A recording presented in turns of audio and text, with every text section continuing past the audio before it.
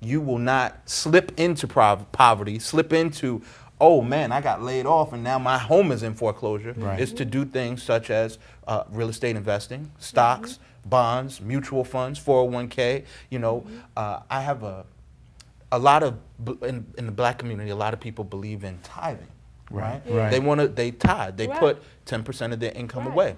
Well, I believe in a plan that's called 70-10-10-10, right? So live off of 70%, right?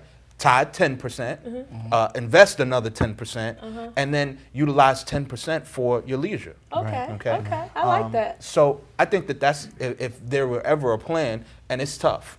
You know, it's tough to live off of 70% of what you make, even if you make a lot. You know, but you've got to make a commitment to yourself and to your family, and that is the beginning of how you lay those sort of foundations. It's not so tough when you plan, especially when you decide that here's my standard of living, and I'm going to do that, and then you can plan for the future, for retirement, things like that. I know when my parents retired, there weren't a lot of African American families who were thinking like that, but they had made a conscious decision to live off of one income all of my life, so that when it was time to retire, they had a nest egg. Well, let me talk. Let me so that interject something. I thought about that was that. pretty ingenious for somebody who wasn't a sophisticated investor. That is extremely ingenious. But you know, with the more that we make, let's just keep it real for the people for a second. Yes. We make more. We want to bling a little more. Right. We gotta get the finest shoes. We gotta get the newest car. You know. And